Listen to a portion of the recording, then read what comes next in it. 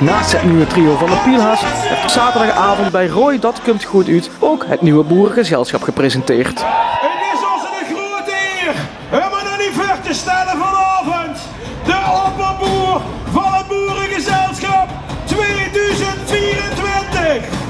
En vandaag is hij hier, de zoon van Bart, de oud-adjudant, van Petra, van Piet, van de schilder van de Vaderhof. Hier is hij, een opperboer, Stef van Dien!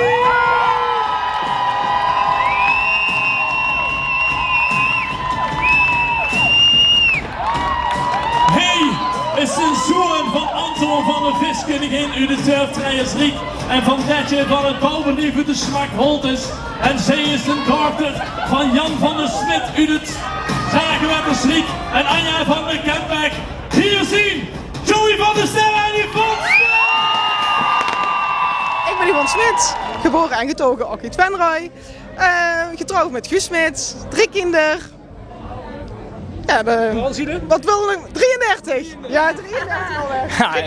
Joey van der Sterren, 30 jaar, geboren en getogen in Venray. En woont samen met mijn mechje Anne en een zoon Noah. En wat gaat er nu allemaal gebeuren verder?